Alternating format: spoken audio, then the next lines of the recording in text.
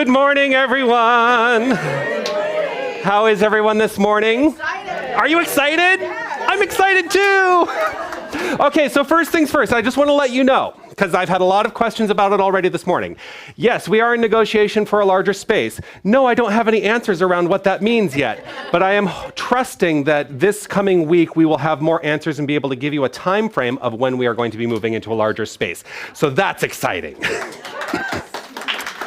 But I want to start the day off with this song that is going to be, a little bit of a hint about, my consciousness. Here we go. I know the truth about you. I feel the power within you. I know that love surrounds you. Everything is all right. I know the truth about you. I see the light within you. Just let it shine on brightly. Everything is all right. I see you dripping with abundance and ease. I see you enjoying the life you please. Playful at work and creative at play. I see you in gratitude for every day. And I say, I know the truth about you. I feel the power within you. I know that love surrounds you. Everything is all right. I know the truth about you. I see the light within you. Just let it shine on brightly. Everything is all right. I know the dreams of your heart want to fly. It's time to spread your wings and give it a try. The love you give, you know you're bound to receive. Your good can only grow the more you believe. Come on now, I know the truth about you. I feel the power within you. I know that love surrounds you. Everything is all right. I know the truth about you. I see the light within you. Just let it shine on brightly. Everything is all right. It's all right. It's all right. It's all right. Your biggest self can't be denied. You've got no place to hide because I know the truth about you. I feel the power within you. I know that love surrounds you. Everything is all right. I know the truth about you. I see the light within you. Just let it shine on brightly. Everything is all right. All right. Oh, that's a good way to get the day started, isn't it? I know the truth about you. Yes, indeed. So as we welcome more people into the space, into our space. Yes, yes, yes. Oh, so welcome to Tucson New Thought. I am Reverend Jonathan Zenz. I am the founding spiritual director here, and it is such a pleasure to welcome you to this spiritual community. We are a spiritual community that gathers every single Sunday with one thing in mind, with one purpose, with one thing to know. There is only one thing to know. And what is that? Love. Love. Love is all there is. Love is the infinite creative source that is constantly unfolding itself in terms of creation. And that is who and what each and every one of us is. Can you tell I'm excited by that? A little bit excited by that, yeah. Yeah, so we are here to celebrate love. And some people use another synonym for that, and that is God. Some people use the synonym universal presence. Some people use the synonym infinite presence, the force. Here's the thing, it doesn't matter what you call it. It's ineffable, it's beyond names. It is a creative energy that is flowing through this time and this place throughout all creation, and that's what I love. So, me too. Yeah, you too? Yeah. Awesome. We are here to create a world that works for everyone. That is the vision of Tucson New Thought. And we do that by providing practical tools for personal transformation and awakening humanity to its spiritual magnificence. Everyone, anyone, everyone, and anyone is welcome to be here at any point of your spiritual journey. And connection is why we are here. I just want to be really clear. Connection is why we are here, not just here at Tucson New Thought, but in this world. We are here to connect. So I know that we have some new faces in the room, and I'm not going to, I was never comfortable when I was going to spiritual centers by inviting people to stand up and be recognized, but there are new faces in the room, and those of us who have been here before, what I would love for us to do is just catch the eye of some people who may be new to our community today, and let them know what we know about them. You are magnificent. You are magnificent. And I know that we all know that about you because it is an inherent truth about each and every one of us. We are the magnificence. We are the divine flow. We are that which is. And so let us claim for ourselves, I am magnificent. I am magnificent. That is the truth. I would love for us to, as best we can, don't go too far away, but just take a moment to stand up and greet your friends and neighbors. Let them know their magnificence in your own unique, individualized way. And I do want to say to everyone who's watching online that I am grateful that you have decided to be present with us here today. And you are as much a part of this community, even if you're not in the room. What I know about you is you are magnificent. Thanks for being here.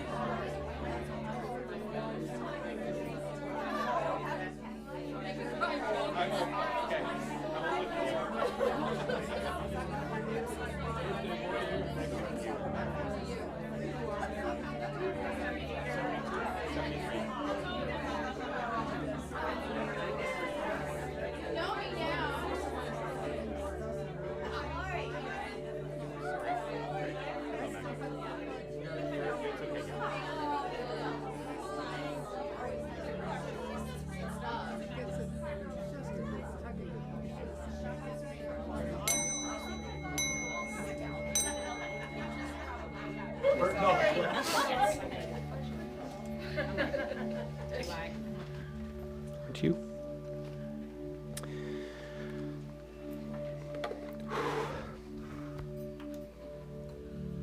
I don't know, I'm just overwhelmed in the moment. Something just came over me. A lot of love. I'm just breathing into that. We do engage in a ritual every week that is really important to me, and I don't know, there's something about it today that's just even like, it's really got me. It is perfect. First Sunday, brand new year, yes. This ceremony that we do every week called Lighting the Flames of Faith is to ceremonially honor all faith traditions, all religious paths, all spiritual ideologies, with this understanding that each and every one of them is rooted in one thing, love. That they are all connected by that divine thread of love. And so for each candle that we light, we are recognizing this to be so. So we light a candle for the Tao, honoring the universal path of harmony and equilibrium, the natural way.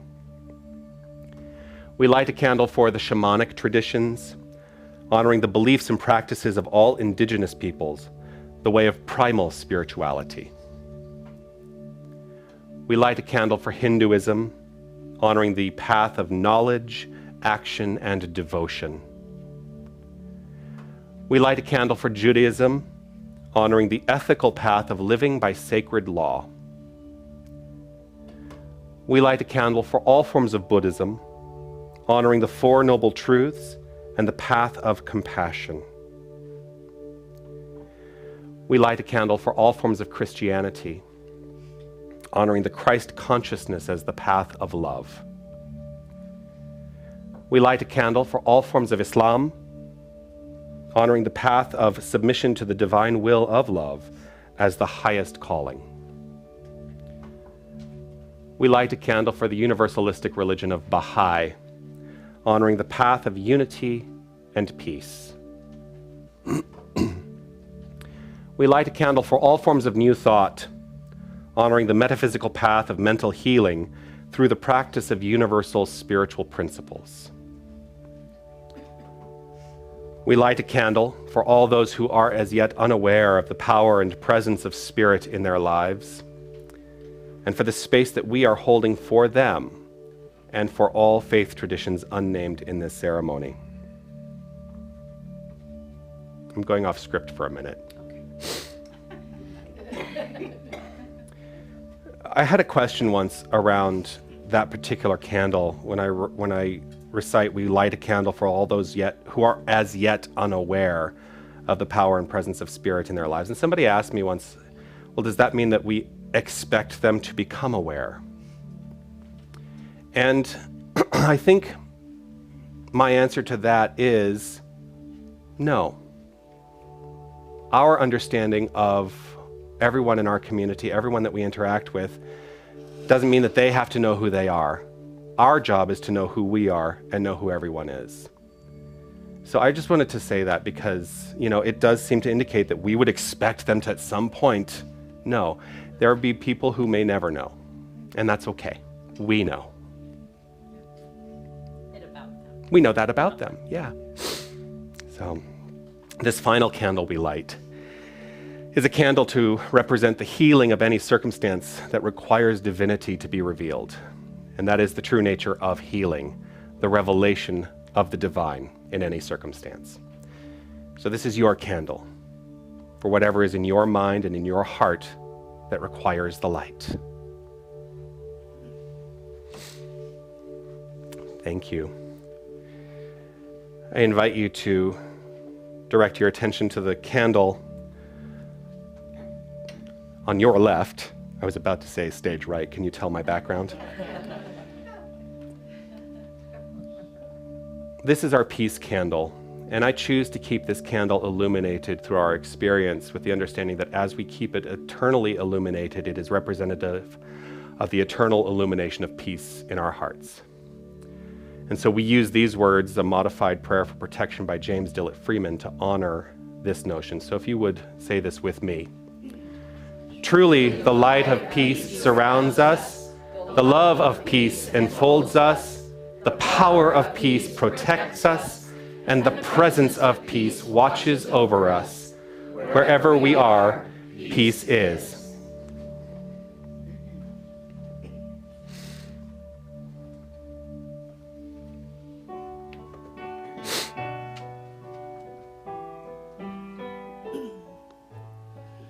Our thoughts are prayers, and we are always praying.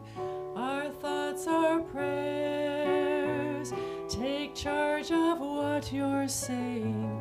Seek a higher consciousness, a place of peacefulness, and know that God is always there.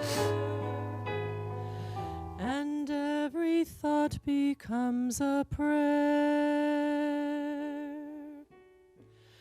Our thoughts are prayers, and we are always praying. Our thoughts are prayers. Take charge of what you're saying.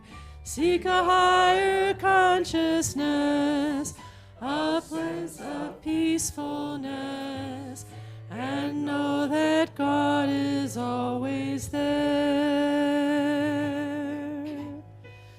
And every thought becomes a prayer. Our thoughts are prayers, and we are always praying. Our thoughts are prayers. Take charge of what you're saying. Seek a higher consciousness, a sense of peacefulness, and know that God is always there.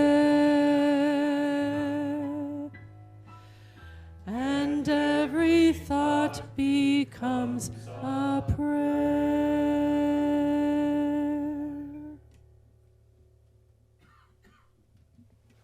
Thank you, Anita. Anita Summers. Yeah.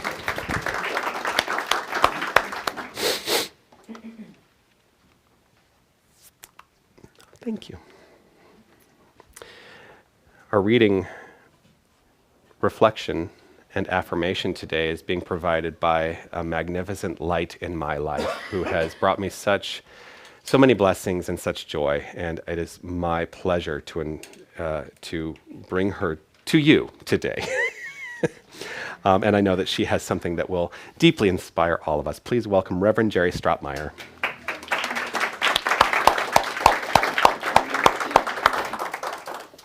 Thank you, Jonathan. Wow, look at all of you. It's so fabulous. I'm thankful to be invited to share this morning. And I read my script. I take that liberty because I'm 78 years old. My job here today is to talk about principle. According to Ernest Holmes says, divine nature is in us. And that is our basic premise. Divine nature is in us. And I don't want to falsely stand up here as the expert, so I need to share part of my story. Also, someone else may have experienced similar experience, and so you need to know you're not alone. I was retired, no longer part of any New Thought community, dealing with a number of physical health issues, including chronic pain, significant hearing loss, and I became very isolated. Away from these rooms, I had no constant reminders, and I forgot who I was. I fell into race consciousness. I thought I was flawed and unlovable, my productive time over, my options very limited. My mind focused on what I could not do anymore. I saw no goals to reasonably work towards at my age and in my condition, and fear and sadness completely overwhelmed me as I tried to just get through each day. Enough of that. I've put it behind me. In fact, I even put it in Jonathan's magic bowl last week to disappear. So truly it's back to basics for me. Here's one quote I chose for today from Reverend Michael Beckwith. Learn to take your attention away from what you don't want and all the emotional charge around it, and place your attention on what you wish to experience. That's a simple tool, as basic as possible to New Thought. But somehow I'd forgotten this simple tool, and I hope you can use it. As I started my recovery from that darkness, I was blessed to be directed to this vibrant congregation, with a minister full of life and enthusiasm who reminds us who we are every week on Sunday and on Wednesday, and every weekday around noon. And I found you magnificent souls to connect with. It's getting much, much better. As to who we are, from whence our magnificence, these from Ernest Holmes. Of course, there's a power for good in the universe, and you can use it. How? Paraphrasing quite a bit. Divine nature is in every one of us. This is the thing itself. And because we are one with the whole of love and the whole of law, my thought falls into my creative nature, merges with the whole, and becomes substance through law. Like I said, I forgot who I was. And so now,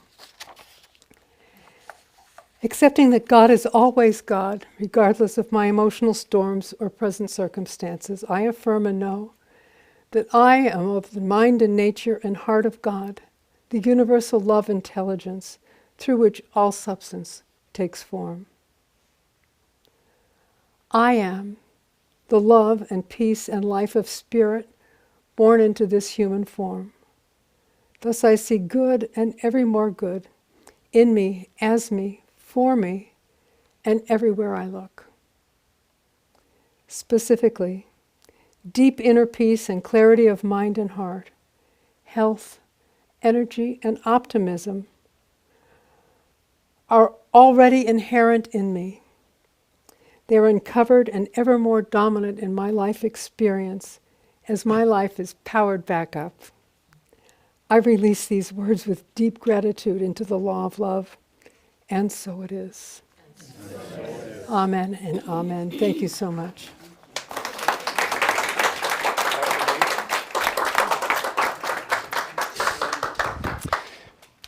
I'm introducing a new, as I do every month, a new affirmation, and I've done something different. Normally I've been printing them in the program, but I printed out business card size that you can take with you, and there are a bunch on the table, so you can take them and hand them out to friends you know as well. But this is the affirmation for January. I will read it first. That's okay. I will read it first, and then we can read it together as a community. It is, I am a magnificent blank page of infinite possibility. Let us say that together.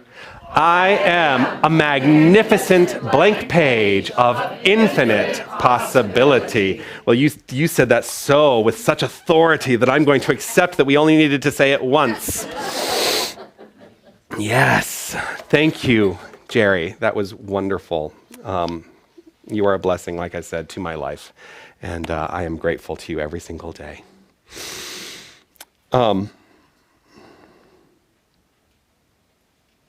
The song that I'm singing today as special music was not the song that I had originally planned, but there were events that unfolded this week that felt like it made this song particularly poignant and necessary today. So, Christy, if you would please, you'll know the song, and you're welcome to sing along.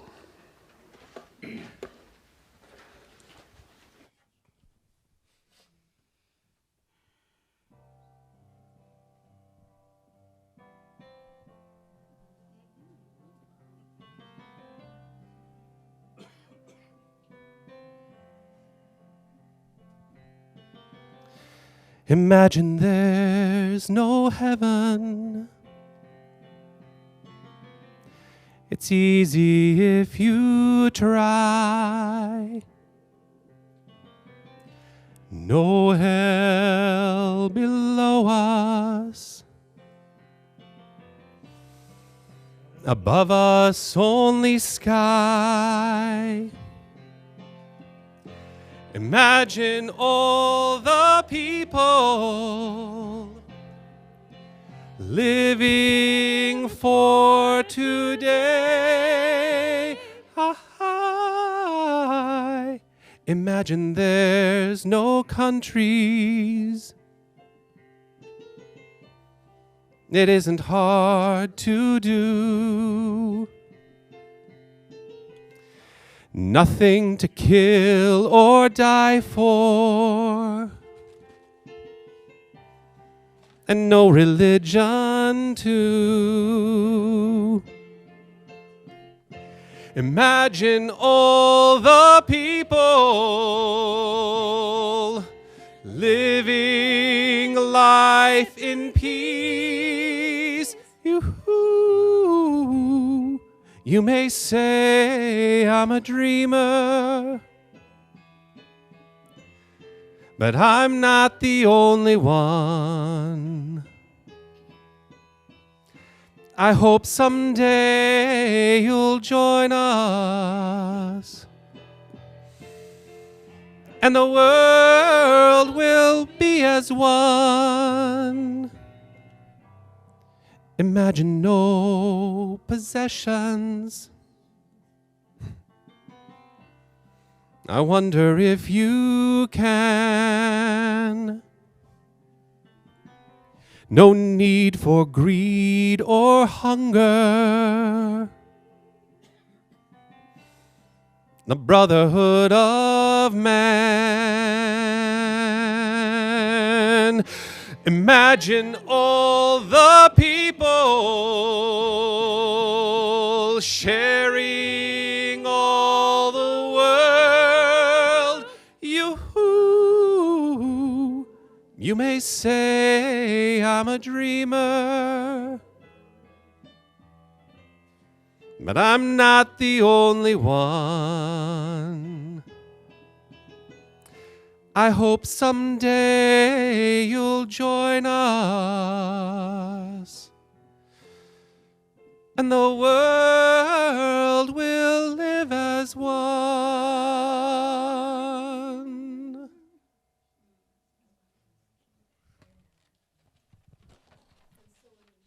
So it is.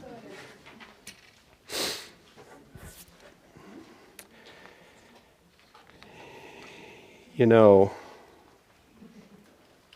I'm not going to really talk about what has unfolded this week in the world, because I think we all know. And if you don't know, don't go seek it out.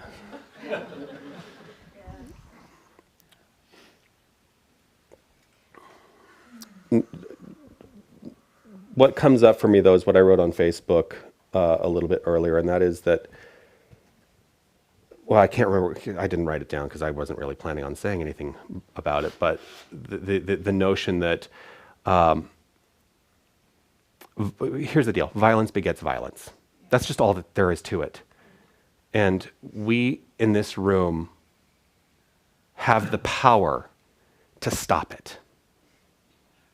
We have the power to stop this cycle of violence that occurs. And it all goes back to, how are we using our mind to create the lives that we want to live? And as we do that, we expand that consciousness beyond our physical presence, and it becomes a collective consciousness.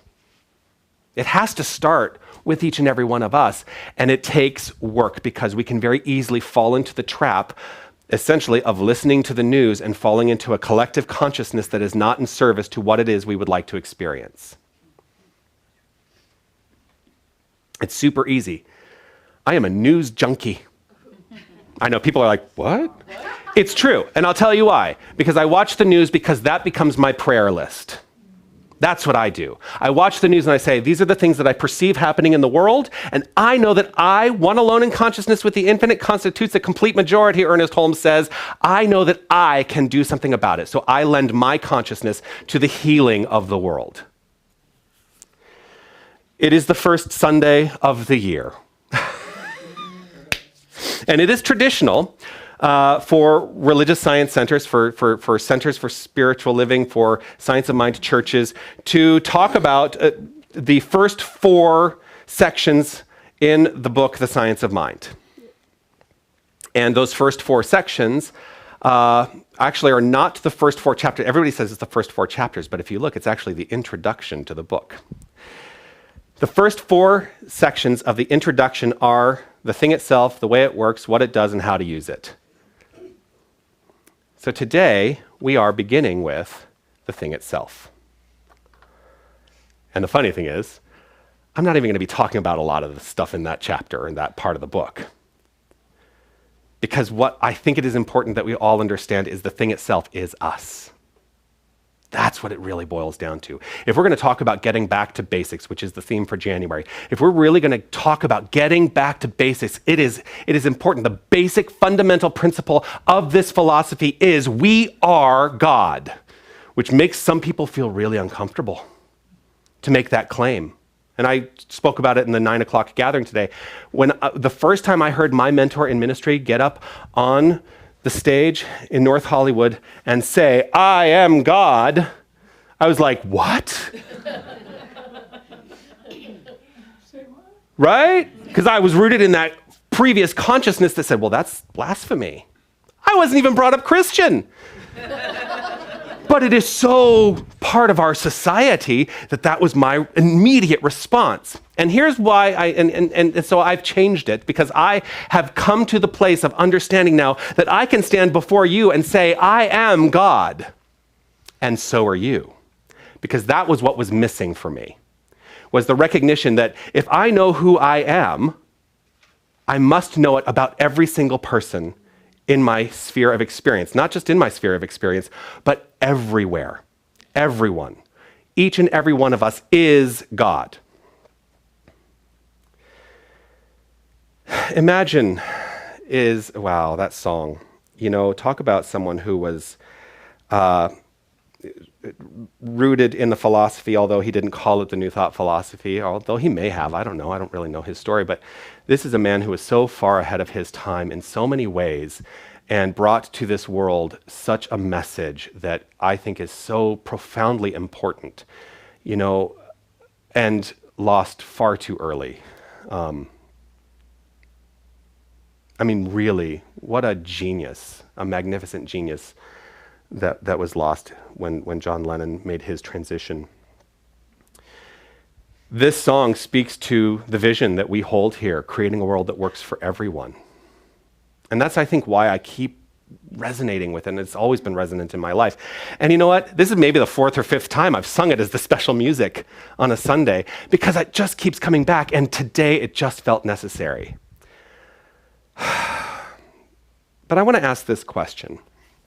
You know, we've sung a song, many of us know those lyrics, right? I didn't put the lyrics up, but everybody was singing along, because I knew that we would all know the song.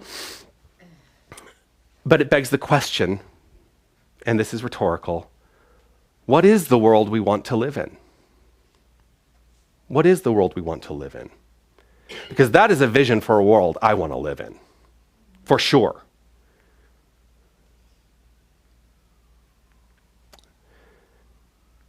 I've had people say too, oh, you should change that first lyric. Imagine there's no heaven. They say, oh, you should change it, because a lot of New Thought centers will do this. They imagine we are in heaven. I don't have to imagine that. Heaven is a state of mind, and that's where I choose to be. I don't have to imagine it anymore.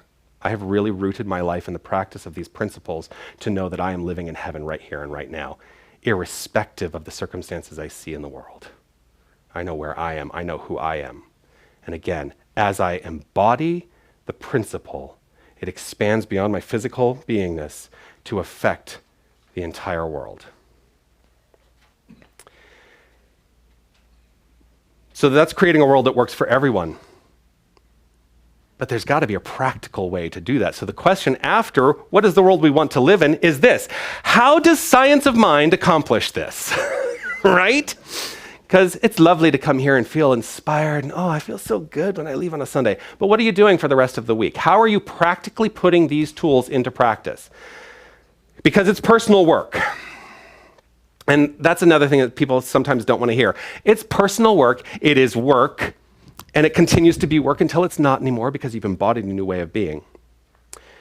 Well, I actually answered it in yesterday's Instagram post. If you do not follow Tucson New Thought on Instagram, I'm going to encourage you to do that, because I'm being more diligent this year about posting every single day.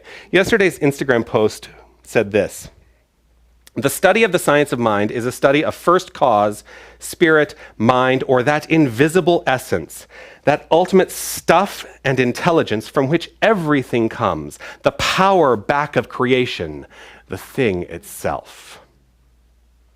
You're like, huh? I'll do the paraphrased version that I put on the graphic. The study of the science of mind is a study of first cause, the power back of creation, the thing itself. The thing that we study is cause. We don't study effect. And far too many people come to this philosophy with the idea of looking at the effects and studying the effects and saying, I'm going to now affect the effects. But as you delve deeper into the tools, the only thing we're ever working to deal with is cause. Because every effect comes from cause, and we teach that cause is entirely rooted in mind. We are studying cause, not effect. We seek to know and embody the ineffable, the unknowable. And as I was thinking about this morning, a question came up in my mind, and it was actually a question that was on my written ministerial exam. So the written ministerial exam, by the way, takes 8 hours to complete. And, you know, I heard a solid no. Now James, Dr. James, my mentor, insists that his entire class finished it in 4. But I was there. I know that it took me 8 hours to finish the exam. But there was a question that was on the exam, and it said, is science of mind rooted in the philosophy of idealism or existentialism? Or both. Actually, is science of mind rooted in the philosophy of idealism or existentialism? Existentialism? How many say existentialism? Oh, how many say idealism? Yes, you're forced to choose. All right, so many of you are not willing to answer that question. That's okay. It was about an even split. Yeah, how many abstain?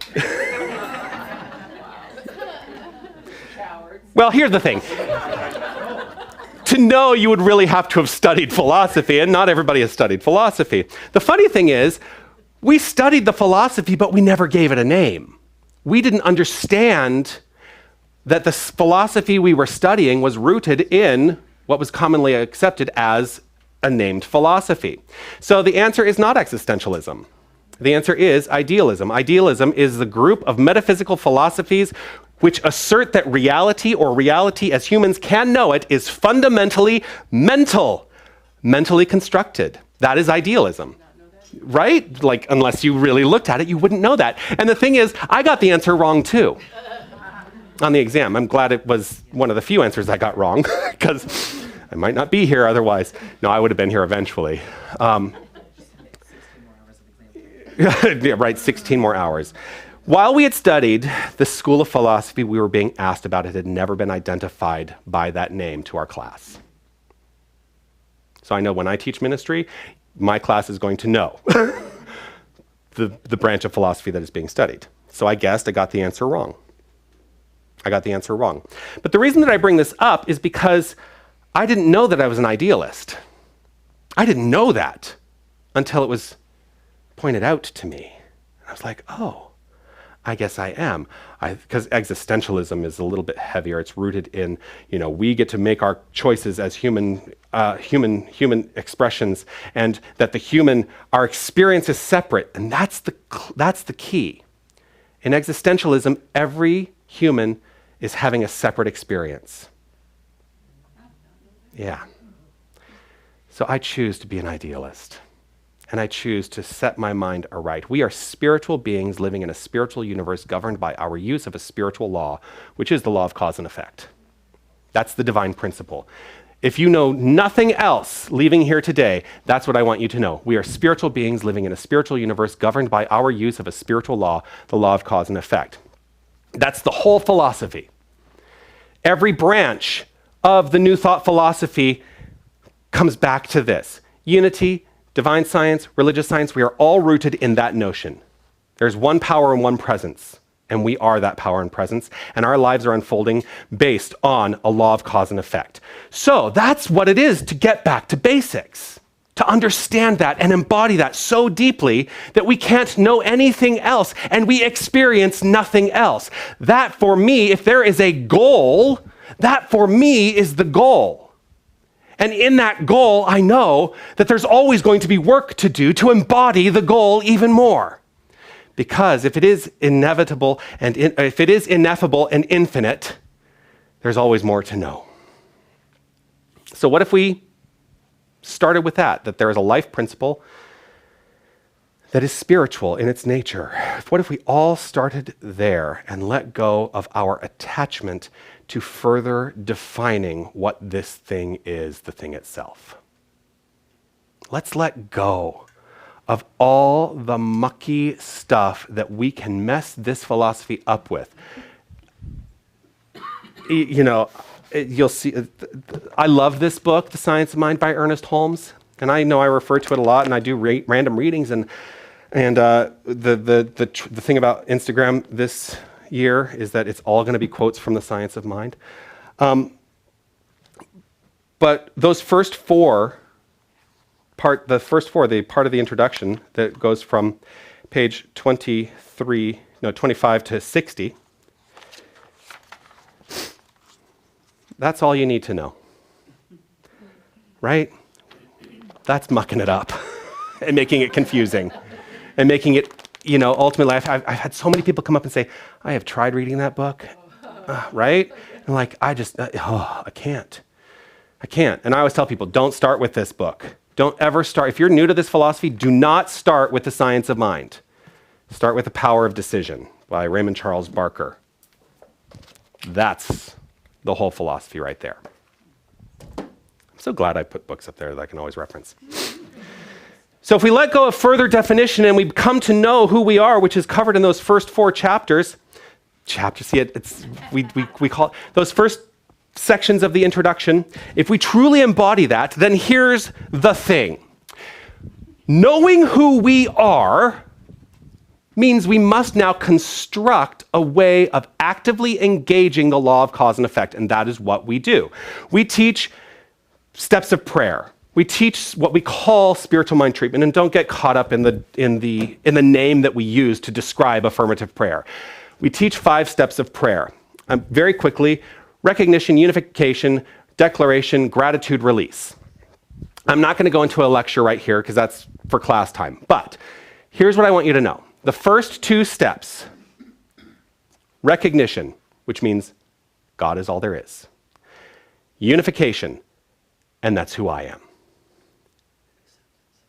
If we knew nothing else, if we utilized only those 2 steps of spiritual mind treatment, we would not, and truly embodied those 2 steps of spiritual mind treatment, we wouldn't need the other 3. Because if we truly accept and embody that premise that God is all there is and that is who and what each and every one of us is, if we are living that premise, then you know what? The rest takes care of itself. Because the nature of God is loving kindness. The nature of God is compassion. The nature of God is forward momentum. The nature of God is joy. The nature of God is peace. And if we are to set our minds on anything to express and expand to the entire world, it is that we know who we are. Because as we know who we are, it's like in When Harry Met Sally, my favorite joke on Sunday mornings. When we know who we are, other people will look upon us and say, I'll have what they're having. As we expand ourselves in knowing who we are, we attract community. I have never worried, much to the chagrin of the Leadership Council, I have never worried about trying to go out and get people to come here. What I have chosen to do is to be exactly who I choose to be, with this understanding that I am that which is, and so is everyone I encounter, and look what happens. We have grown exponentially in less than 2 years. We're about to take on a larger space because that is what happens when we know who we are. Boy, it is warm in here, isn't it? No, I'm just wondering if we should turn the air conditioner on. So community is why we are here. Community, thank you, Mirtha. Community is why we are here, and community means common unity. We come together as a spiritual community with one understanding that there is only one power and one presence, that is what we are here to celebrate, and know that that power and presence is who and what we are. It is our use of that infinite power that drew us to this, because don't we all want to learn how to use this? I mean, we say in our mission that we are providing practical tools for personal transformation. Are you walking away or utilizing those practical tools in your life? Yes, the answer is yes, right? Not as much as you could, right? Yes. It's a small room. I hear everything. Our new space, I may not hear everything. But right now, I hear everything. The most fundamental primary tool that I choose to use is this. Figure out what my habitual thinking is, think about what my habitual beliefs are, and address them. Because all the expression of my life is unfolding rooted in the habits more so than any individual thought I may have. Those individual ideas that come through and are expressed through my mind may show up in the world of form. But the overarching expression of my life is rooted in habitual thinking. So our work is to develop tools for addressing those habits in thought. And it is also important that we continue to question all, and this I thought I'm going to get myself in trouble when I said this at the 9 a.m. gathering. Because what I would like to say is not to take everything you hear, even here, as the gospel, because then we have turned into something that I don't want us to be. Our work here is to question everything. Everything. But that's what classes are for. But that is also why my work here will never be done, even though the point of my work is to put myself out of business.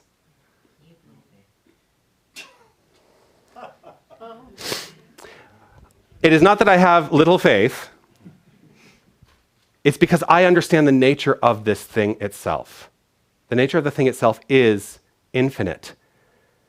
And there's always more to be known and understood. So if I were to put myself out of business, we would all transcend into the infinite and be the infinite. But I really like my finite experience, to be totally frank. I like the finite experience. I'm having a good time in this life, and I continue to choose to have a good time in this life. I know fundamentally that I am infinite, but boy, what a fun way to express the infinite.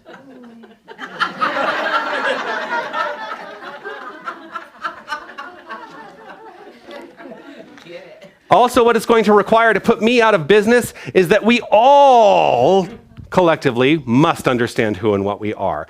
But we take on beliefs from outside ourselves so easily. And those beliefs then become our reality. So it is a constant experience of work in practical spiritual practice to address those things. There's a story about a distant relative in a family. Not my family, I just know the story. And I don't know if it's a great-grandmother, a great-great-grandmother, or great-great-great-grandmother. There is a maternal, someone on the maternal line who was preparing a Thanksgiving meal in U.S. Thanksgiving. So it was in November, not Canadian Thanksgiving, in October. And when she would prepare the meal, she would cut the back end off the turkey and put it in the roasting pan and put the pan in the oven. And staying with the tradition of cutting the back end off the turkey, putting it in the roasting pan and putting it in, her descendants continued to do that. And there was clearly some reason behind this practice. It must add to the flavor or ensure that the roast is evenly cooked. Somehow, keeping it from overcooking. But no one questioned the practice until one day, generations later, an inquisitive child saw this happen in the kitchen and asked, "Why do we cut off the back end of the turkey?" And no one who was present in the room knew. So they did some research, and found an old box of recipes. They looked through those family recipes that had been handed down, and they found a recipe for turkey. And they looked at it, and the recipe called to cut the tail off so it fits in the pan.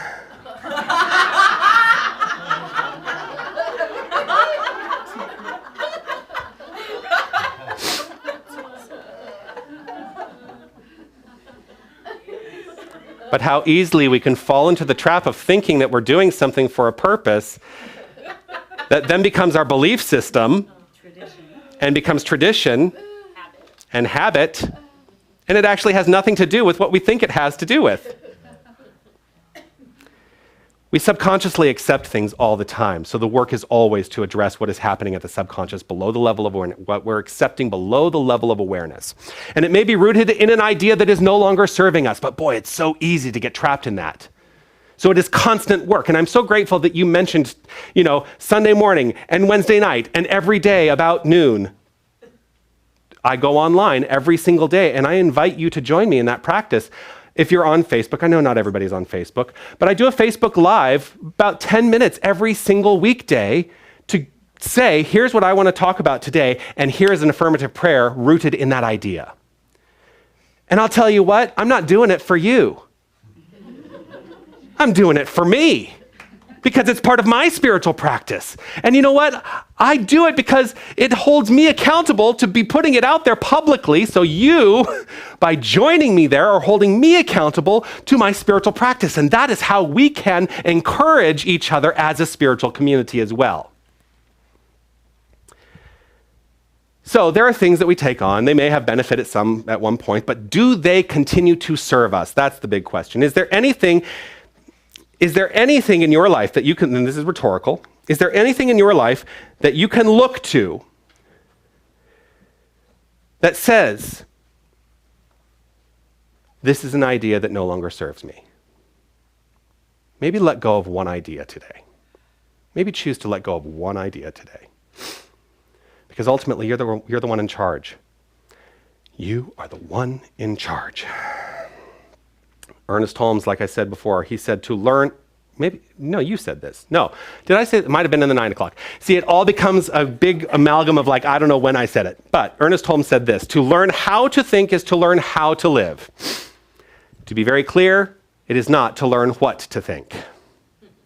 It is to learn how to think. It is to learn a method of practical thinking that can be utilized so that we can create the lives we want to create.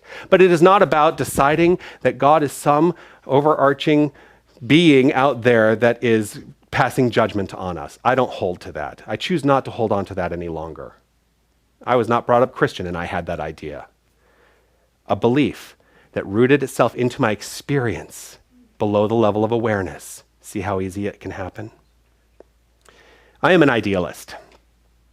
I have come to understand that life is a mental construct. Life is cause. And if I want life to change, my first responsibility is to change my thinking. And here's a practical tool that you can utilize to change your thinking. Here's your homework. Oh, I haven't really stated it like that in a long time, have I? I do give homework. The homework this week is, each morning when you get up, I want you to ask yourself 2 questions. Number 1, what am I feeling? Not what am I thinking, what am I feeling? And number 2, is this what I want to feel today? Ask yourself those 2 questions. And you can choose to either go with the feeling, or you can choose to redirect the current. It's up to you. Because everything starts in mind. Your mind is cause.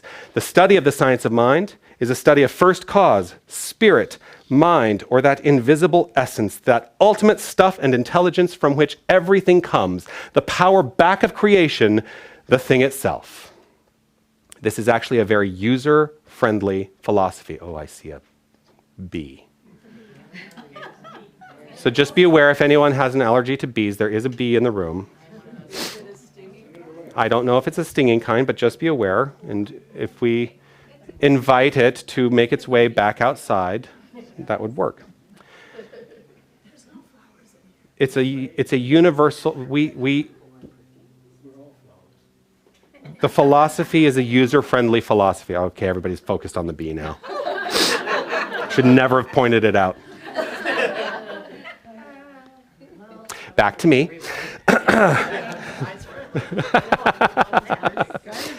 The universe we experience is user-friendly. The universe we experience is user-friendly. Yeah. Yeah. And what I want to say is this. Yeah. I don't fear bees. I used to fear bees. I don't fear bees. I've lost all control.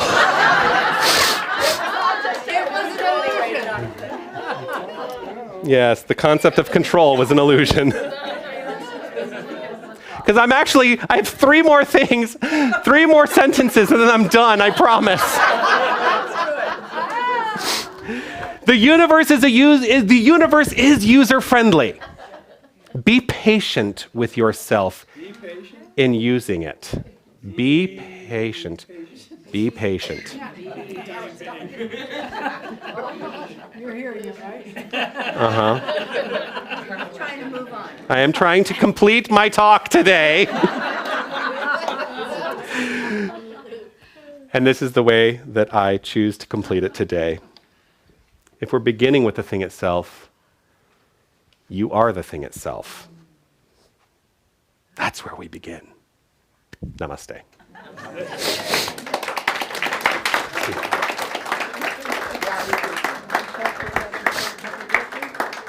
I'm going to invite Anita to join me back.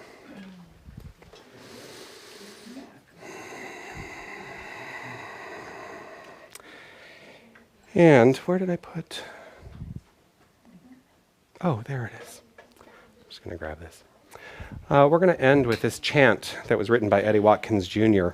You'll catch on very quickly, and allow yourself to just go to wherever this takes you and allow yourself to feel what you need to feel with this.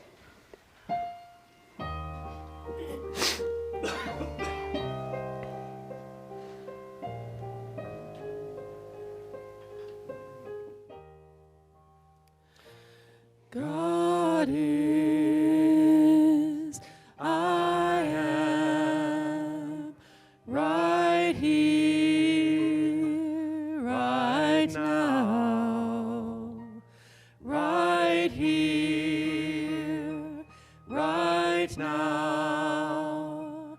God is, I am, God is, I am, right here, right Now. right here, right now. God is, I am. God is, I am. Right here, right now. Right here, right now. God is, I am.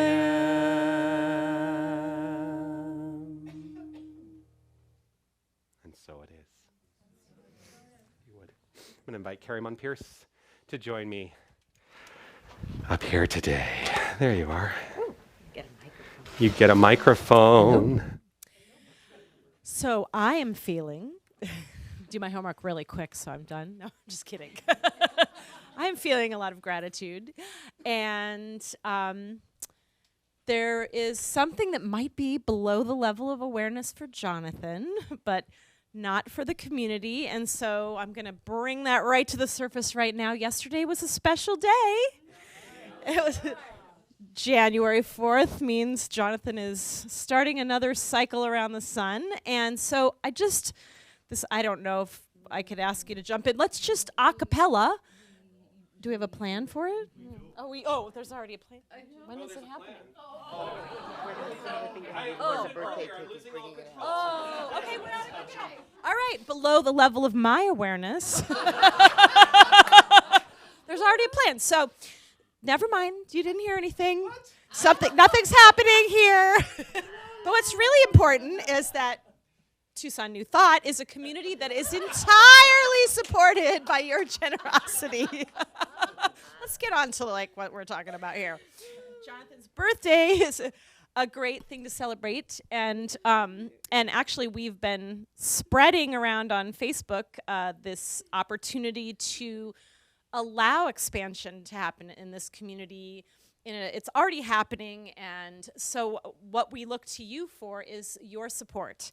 And that is an investment, a gift, a tithe.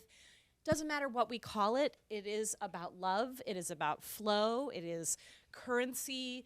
And we know electricity is is currency, but I see love as currency. I see love as the flow. And so there's a lot of options for giving. If you're online, there's a great little button there. If for some reason it's not there, you can always go to TucsonNewThought.org.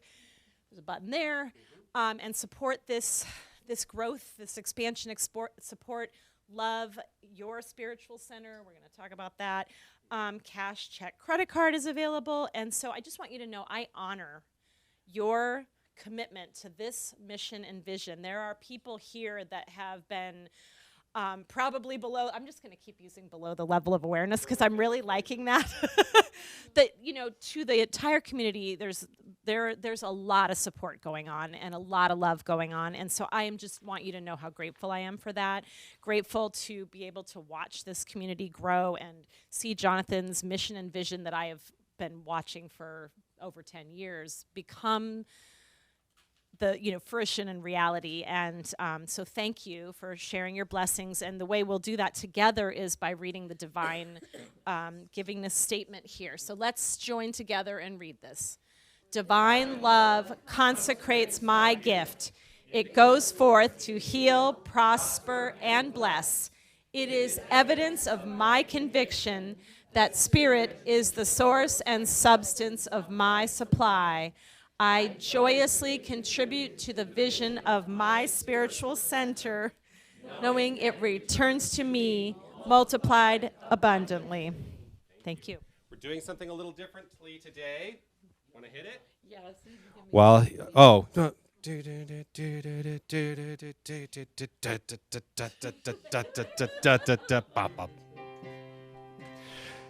As we grow, as the basket goes around, we're adding our giving song. I am so blessed. I am so blessed. I am so grateful for all that I have. I am so blessed. I am so blessed. I'm so grateful, grateful, grateful. I am so blessed. I am so blessed. I am so blessed. I am so grateful for all that I have. I am so blessed. I am so blessed. I'm so grateful, grateful, grateful. I am so blessed. We are so blessed. We are so blessed. We are so grateful for all that we have. We are so blessed. We are so blessed. We're so grateful, grateful, grateful, grateful, grateful, grateful, grateful, grateful, grateful, grateful, grateful, grateful.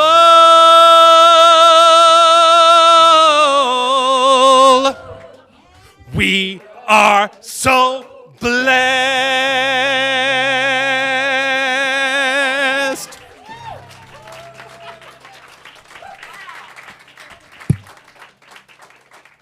And in the tradition of starting a new year and changing things up, if you would unmute channel 13 and bring down the lights so I can breathe. Unmute channel 13. Oh, did I miss it? There we go. Good morning, everyone. Here are your Tucson New Thought announcements for January 5th, 2020. Join us this Wednesday for a special night of meditation. Our own Christy Andrews will be leading the evening using crystal singing bowls and toning to take us on a deeper dive.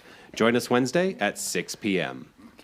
Coming up on January 17th at 6:30, it's another spiritual cinema night. We will be screening the movie What is New Thought and hosting a discussion following. It's sure to spark your imagination and deepen your understanding of the philosophy. Mark your calendars for our annual community meeting following our 10:30 gathering on January 26th. Join us to learn about the business of spirit as Tucson New Thought, elect members to open leadership council terms, see where we have come from and where we are headed as a spiritual community. To be able to vote on issues at the annual community meeting, you will need to be a registered member of Tucson New Thought. If this is the right place for you at this point of your spiritual experience, please fill out a membership form and give it to Reverend Jonathan or one of the members of the Leadership Council. Finally, we are raising funds specifically directed to the move of Tucson New Thought. The first $2,500 we raise will be matched by a generous contributor. If you would like to make a contribution to the fund today, please place the amount in an envelope and write MOVE on it. Oh, and just a reminder that Tucson New Thought is a 501c3 nonprofit organization, and your donations are tax deductible. For more information, check out our website at TucsonNewThought.org and connect with us on Facebook and Instagram at Tucson New Thought. Thanks for being here and sharing your magnificence with us. Yeah. You can bring the lights back up. So here's why I'm choosing to do this. Announcements are the worst thing in spiritual centers. Doesn't everybody hate announcements? Here's what happens. If I do it this way, it's done in 2 minutes. What I am looking for, though, is a different voice. So if you're a voiceover artist who would like to record for me every single week and you're ready to commit to that, come talk to me about that, because it seems weird to have my voice be disembodied and be over there when, right? So somebody else will be disembodied. We'll be over here and then... Possibly, or not. I don't know. If you're online and you want to do the announcements, let me know. William, if you would, please. Let's just take this moment here to honor, with deep, deep gratitude, what has been collected right here in this basket. I know that what is here is the thing itself in form, that it is love in action, that it is moving through this time in this place for a specific purpose, and that is the purpose of holding and expanding the vision of Tucson New Thought. We are here to create a world that works for everyone, and this is a small way in which we do this very thing. So I am in such gratitude for all that has been collected here, and I know that it is used with the utmost integrity by the leadership of this organization. I relax into this knowledge, I trust in the flow, and I simply let it be so as I release, let go, allow, and together we say, and so it is. And so it is. I want to say thank you to so many people. One thing I would like to do, so William just went into the back, but I want to recognize William, and he's back. I want to recognize William and Marvis and Mirta, who are, along with me, the members of our leadership council. They have hearts on their name tags. Yeah. Council, so you can identify them. Yeah, and that's how you can always know a leadership council member, is they have the heart there. They have done incredible work over a very, in some ways, a kind of a challenging year, because there was a lot of unknown that unfolded this year because of what was happening with Unity and all of that, and I talked about that last week, so I don't need to get back into it today. But they have been at the forefront of ensuring that the vision of Tucson New Thought is seen through, and we are expanding and expanding and expanding, and I am so grateful for them. So thank you for all your service.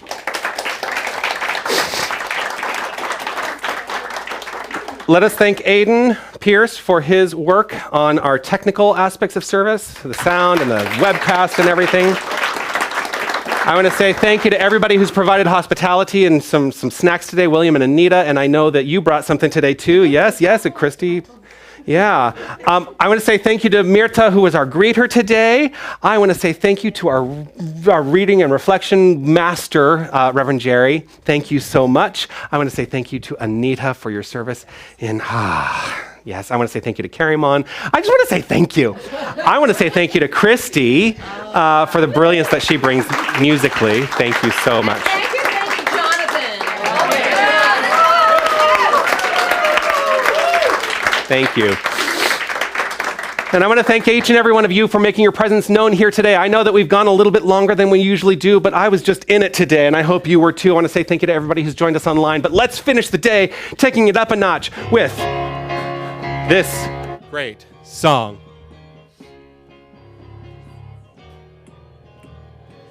If you think there's nothing new under the sun, if it's possible, it's already been done.